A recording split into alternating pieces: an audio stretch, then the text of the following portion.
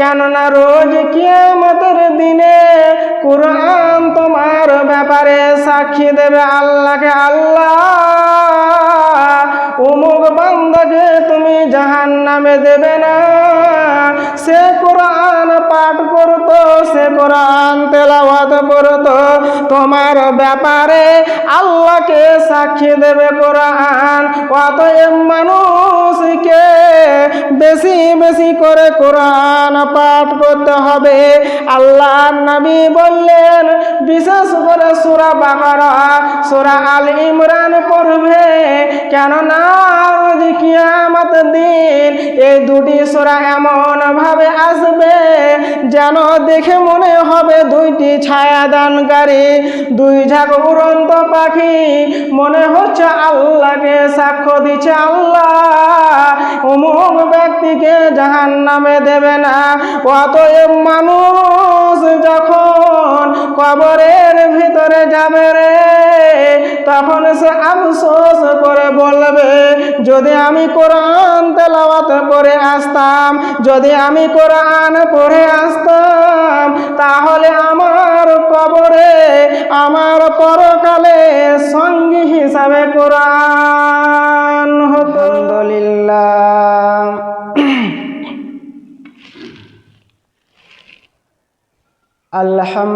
আলহামদুলিল্লাহি নাহমাদুহু ওয়া নাস্তাঈনুহু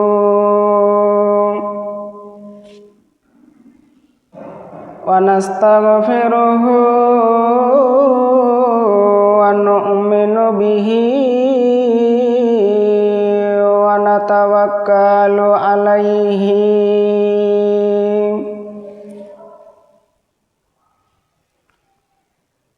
wa na'udzu billahi min syururi anfusina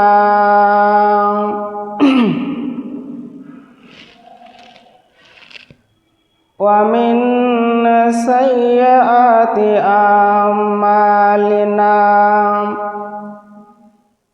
may yahdihillahu fala mudilla lahu wa may yudlilhu fala hadiya lahu wa ashhadu an la ilaha illallah wahdahu la syarika lah wa ashhadu anna muhammadan abduhu wa rasuluh. Amma ba'du fa'udzu billahi minasy syaithanir rajim. Bismillahirrahmanirrahim. Ya ayyuhalladzina amanu idza nudiya lis-salati min yaumil jumu'ah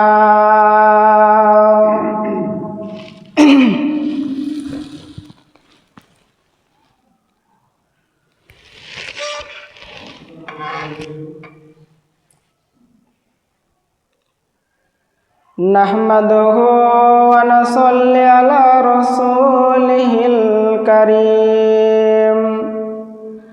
Amma ba'du fa'udzu billahi minasy syaithanir rajim.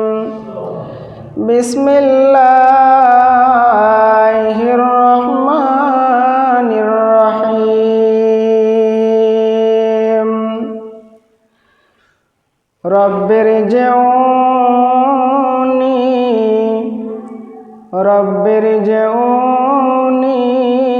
la'alli a'malu shalihan.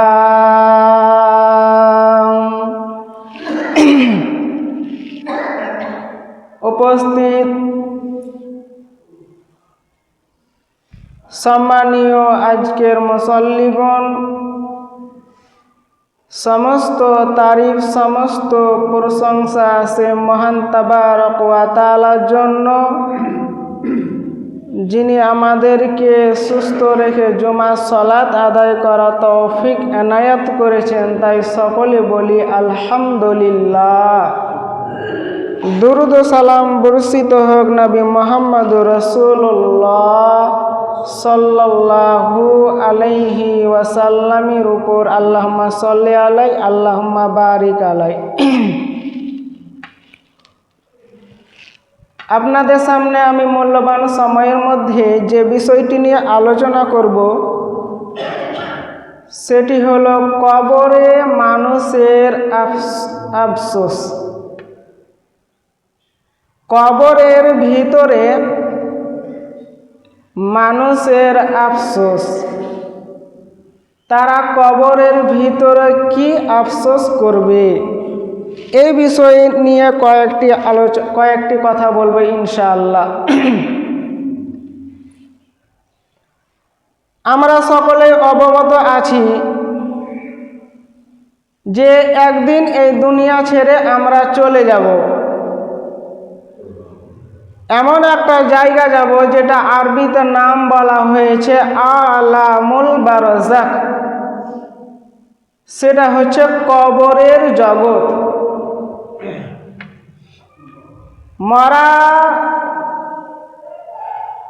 মরা পর্যন্ত থেকে নিয়ে কিয়ামত পর্যন্ত এই সময়টাকে বলা হয়েছে আলামুল বারজাখ, কবরের জিন্দেগি। তো আমরা সকলেই অবগত আছি, সকলেই জানি যে আমরা একদিন সেই জায়গায় গিয়ে হাজির হব।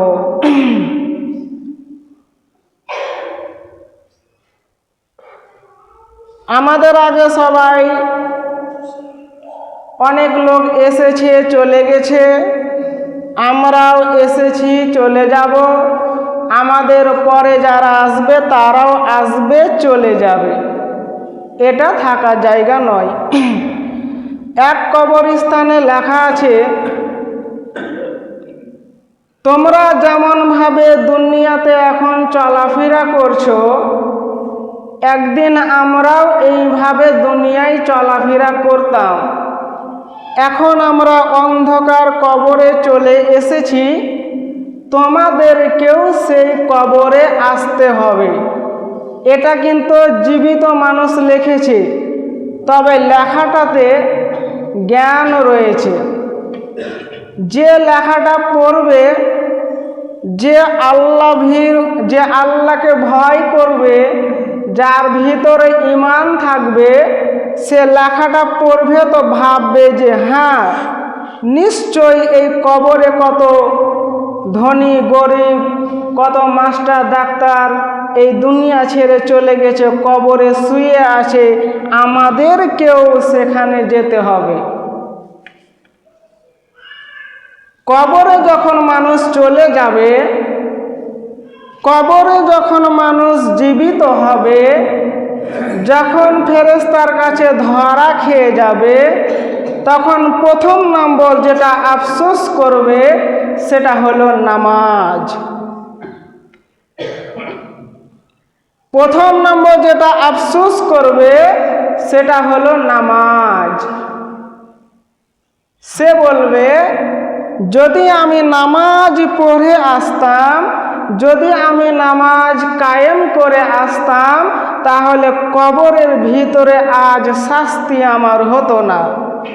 তো প্রথম নম্বর আফসোস করবে নামাজের ব্যাপারে। আল্লাহ তাবারক ওয়া তাআলা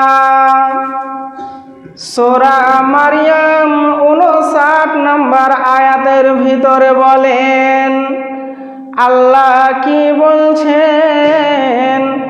আল্লাহ তাবারক ওয়া তাআলা বলছেন, ফাখলাফা মিন বাদিহিম খালফুন আদাউস সালাম।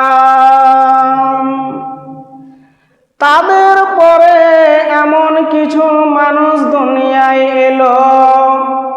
তাদের পরে এমন কিছু মানুষ আসলো যারা নিজেদের নামাজকে নষ্ট করল, নামাজকে বিনষ্ট করল। এর আয়াতগুলোতে বলা হয়েছে নবী রাসূলের কথা, ইমানদারের কথা, যারা আল্লাহর ভয়ে কেঁদেছে, যারা আল্লাহর কথা মতো চলেছে, যারা আল্লাহর কথা শুনেছে, তাদের পরে এই আয়াতে আল্লাহ বলছেন যে তাদের পরে এমন কিছু মানুষ দুনিয়ায় আসলো যারা নিজেদের নামাজকে, নিজেদের সালাতকে নিজেরাই নষ্ট করে দিল। অতএব সেই মানুষগুলো কারা? এখন আমরা দুনিয়ায় এসেছি মানে ওই লোকগুলোই হলাম আমরা। হে আল্লাহর বান্দা, আল্লাহ বলছেন নামাজ নষ্ট করেছে, সেটা কেমন করে করলো, কিভাবে করেছে দেখে নেন। নামাজ নষ্ট করার কারণ হলো সে টোটালি নামাজ আদায় করে না, সে নামাজ ছেড়ে দেয়, তার নামাজের ভেতরে মনোযোগ থাকে না, তার রুকু সঠিক হয় না, তার সাজদা সঠিক হয় না। এইগুলো কারণ হলো নামাজ নষ্ট হওয়ার কারণ।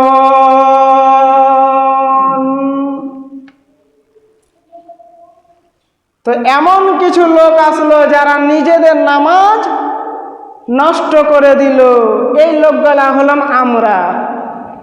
তো প্রথম নম্বর আফসোস করবে কবরের ভিতরে যে আমি যদি নামাজ পড়ে আসতাম, আমাকে যে কষ্ট দেওয়া হচ্ছে সেটা আর হতো না। কি কষ্ট দেওয়া হবে সেটা আমি বলছি না, যেহেতু আমার বিষয় হলো যে কবরের ভিতরে কি কি আফসোস করবে।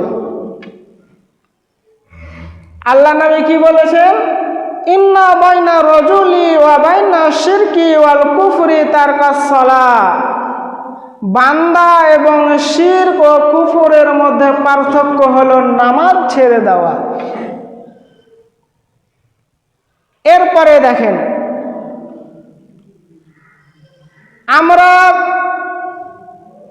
দুনিয়াতে মানুষ অমুক জায়গায় জমি কিনেছে, অমুক জায়গায় জমি কিনেছে, অমুক জায়গায় বাড়ি করেছে, অমুক জায়গায় বাড়ি করছে ছেলে মেয়েদের জন্য, যাতে ভবিষ্যতে তারা আরামে থাকে, তাদের জন্য কোনো অসুবিধা না হয়। ঠিক আছে, সে কোনো খারাপ করেনি, ঠিকই আছে। আমরা বাংলাদেশ যাব না, তার কারণে আমরা কাগজপত্র নিয়ে দৌড়াদৌড়ি করলাম, ঠিকঠাক করলাম, এখনো করছি, করেই যাচ্ছে। ঠিক আছে, করতে হবে, ভবিষ্যতে যেন অসুবিধা না হয় তার জন্য। কিন্তু একবার আমরা চিন্তা করলাম না যে মরার পরে আমরা কবরে যাব, সেখানে তো আমাদেরকে ধরবে, তো কবরের জন্য কি করেছি এটা আমরা চিন্তা করলাম না।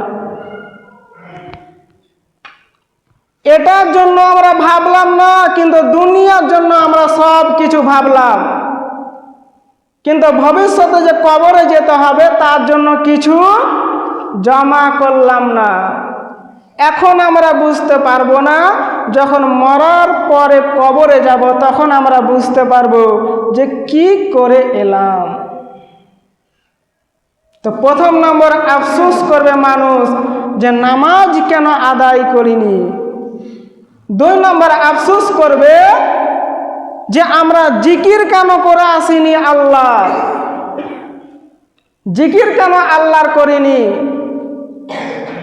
আল্লাহর নবী বলছেন, আবু দারদা রাদিয়াল্লাহু তাআলা আনহু থেকে বর্ণিত, রাসূলুল্লাহ সাল্লাল্লাহু আলাইহি সাল্লাম সাহাবাদেরকে বলছেন যে শোনো শোনো, তোমাদেরকে আমি একটা ভালো কাজের কথা বলবো না, যেটা হলো আল্লাহর কাছে পবিত্র, যেটা হলো তোমার সম্মানের দিক দিয়ে উঁচু, যেটা সোনা দানা রূপা চাঁদি দান করার চাইতেও উত্তম।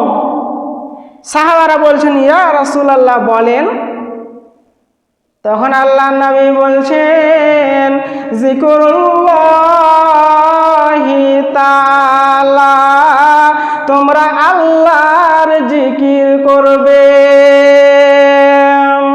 কেননা মানুষ যখন আল্লাহর জিকির করবে তো তার কবরটা অন্ধকার কবর আলোকিত হয়ে যাবে। অন্য হাদিসে বলা হয়েছে জিকিরের মাধ্যমে আল্লাহ তার আযাবগুলো সহজ করে দেবে। জিকিরের কারণে সে কবরে বেঁচে যাবে, জিকিরের কারণে তাকে সম্মান দেওয়া হবে। অতএব আমাদেরকে দুনিয়ায় আল্লাহর জিকির করতে হবে। তো জিকিরের জন্য আমরা আফসোস করব। তারপরে মানুষ আফসোস করবে কবরে যে কোরআন কেন তেলাওয়াত করিনি, কোরআন কেন পড়িনি। কোরআনের জন্য মানুষ আফসোস করবে। কেন করবে? আবু উমামা আল বাহিলি রাদিয়াল্লাহু তাআলা আনহু বলছে যে আমি আল্লাহর নবীকে বলতে শুনেছি, আল্লাহর নবী বলেছেন ইকরাউল কুরআন, তোমরা কুরআন পড়ো। ফাইন্নাহু ইয়াতি ইয়াউমাল কিয়ামাতি শাফিয়ান লিআসহাবিহি।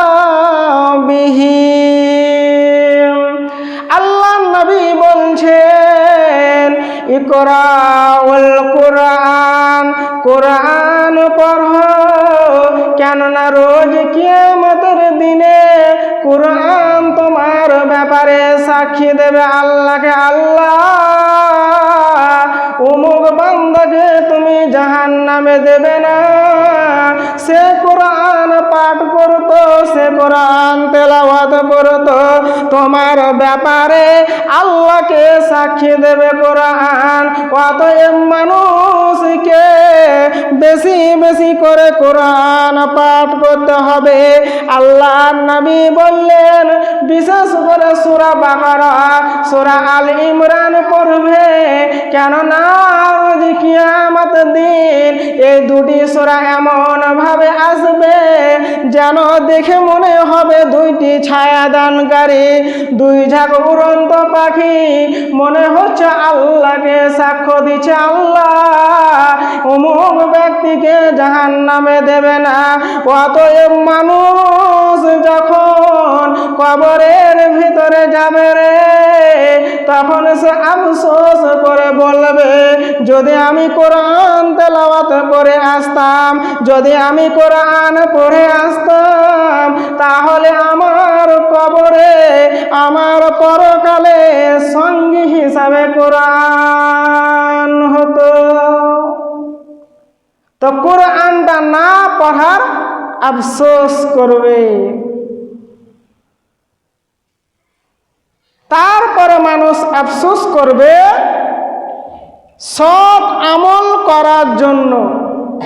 দুনিয়াতে তো অনেক গুনাহ করে গিয়েছে কবরের ভিতরে, তখন বলবে যে আমি যদি আর সময় পেতাম তো সৎ আমল করতাম, নামাজ রোজা করতাম। কবরে বলবে, কি বলবে?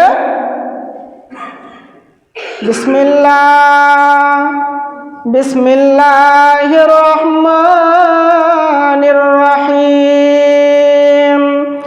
রব্বির জিউনি লাআল্লি আমালু সলিহা। হে আমার রব, হে আমার আল্লাহ, একবার দুনিয়ায় পাঠাবার ব্যবস্থা করেন। আল্লাহ একবার দুনিয়ায় পাঠান, আমালু সালেহা, আমি নেক আমল করব, আমি সৎ আমল করব।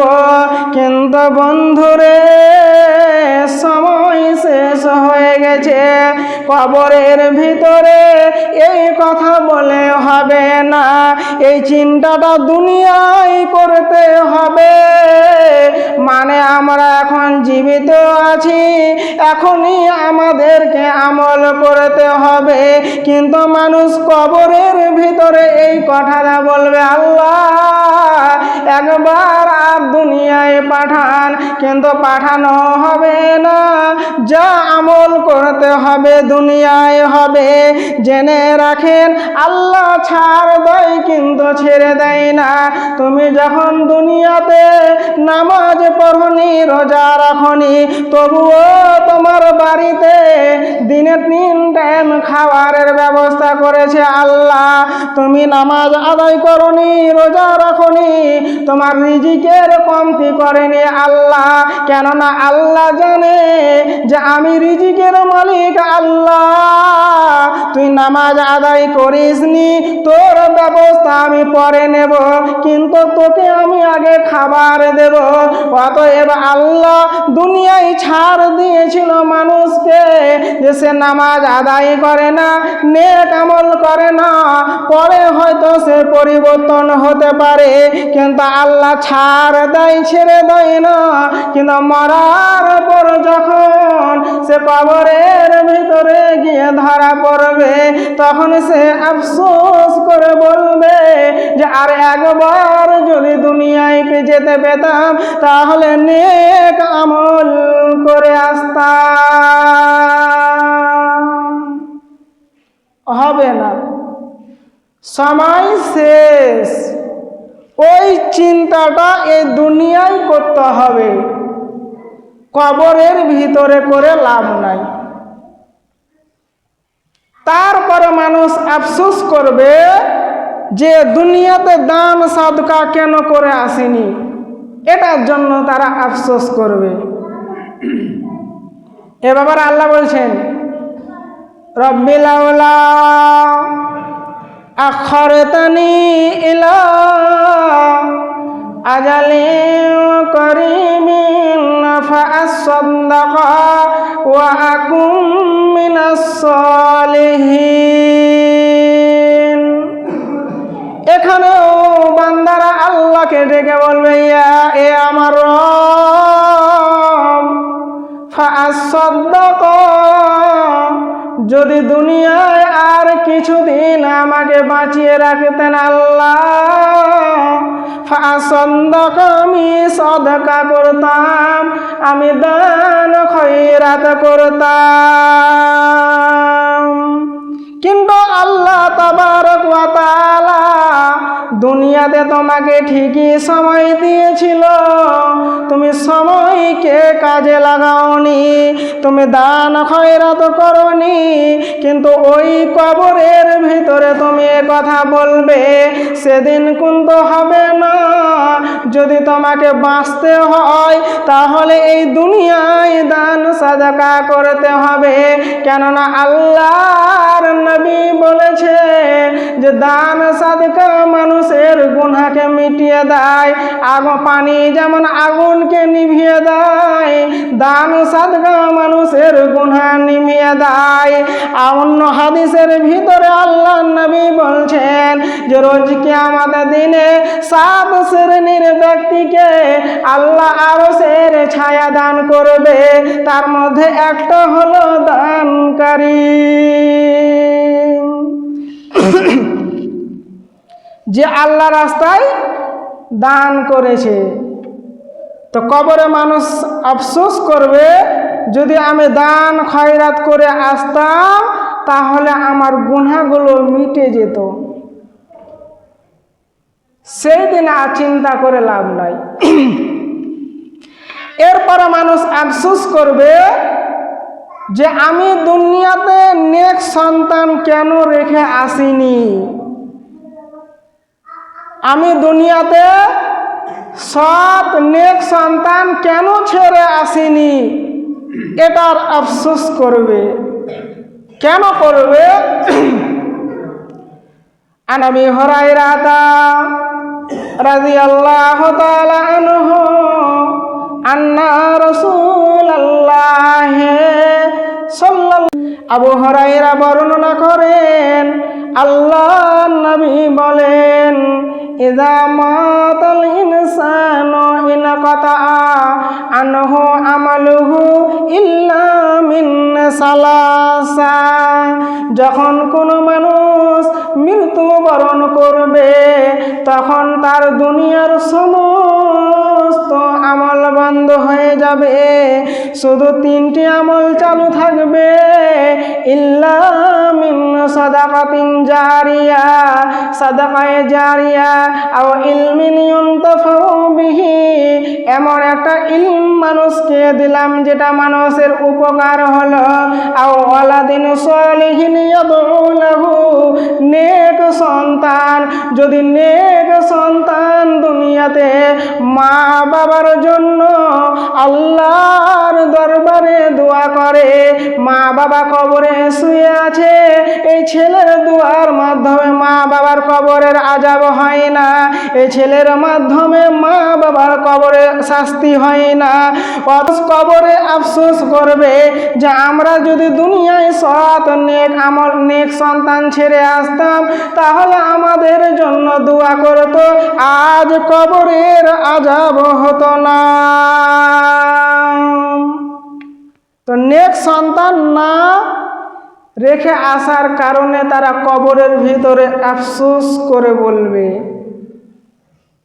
যখনই সন্তান জন্মগ্রহণ করবে তাকে ইসলামিক শিক্ষা দাও, মসজিদে পাঠাও, তাকে আলিফ বা তাসা পড়াও, তাকে নামাজ শিখাও, দোয়া শিখাও। ইসলামটা কি জিনিস যেন সে বুঝতে পেরে যায়, মরার পরে যেন 2 হাত তুলে তারা দোয়া করতে পারে। তাদের দোয়ার কারণে তুমি কবরের আযাব থেকে বেঁচে যাবে।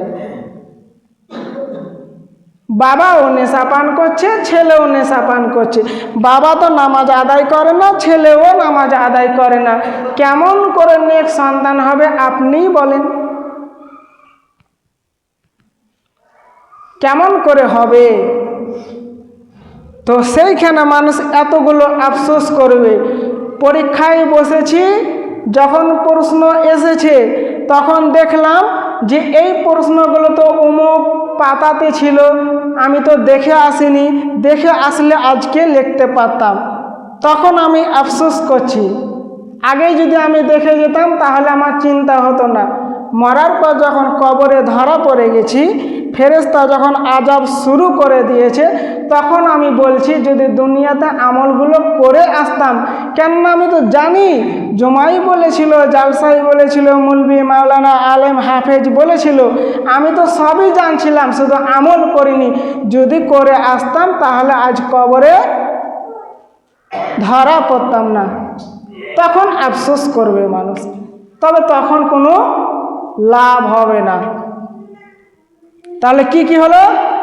1 নম্বর আফসোস করবে, নামাজ না আদায় করার কারণে আফসোস করবে, নামাজ পড়ে আসলে কবরের আযাব হতো না।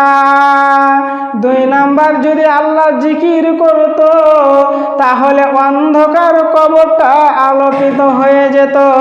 3 নম্বর হলো কোরআন যদি তেলাওয়াত করত মানুষ তাহলে পরকালে তার সাথী হিসাবে কোরআন থাকতো।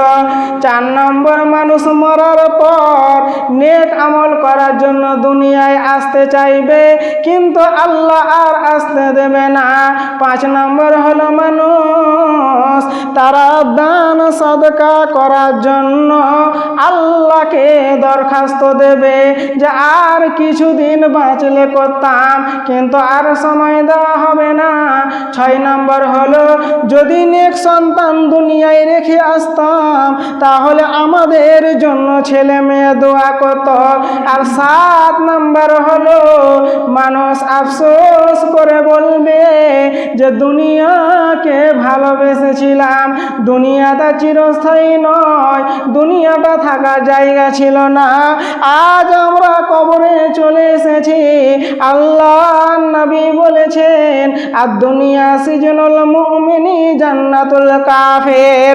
আল্লাহ নবী বলছেন মুমিনের জন্য দুনিয়াটা হলো কারাগার, মানে দুনিয়াটা জেলখানা, আর কাফেরের জন্য হলো দুনিয়াটা জান্নাত। কাফের দুনিয়াতে মন মতো চলবে কিন্তু মুমিন মন মতো চলতে পারবে না। মুমিনের জন্য জেলখানা, কাফেরের জন্য দুনিয়াটা জান্নাত। আর দুনিয়া সিজনুল মুমিনি ওয়া জান্নাতুল কাফের। তো মানুষ আফসোস করে বলবে যে দুনিয়াকে প্রাধান্য দিয়েছিলাম। এতগুলো আফসোস করে বলবে। এটা তো কবরে, পরকালে গিয়ে তখন আরো আফসোস করবে অনেকগুলো কথা, তবে তখন কোনো লাভ হবে না।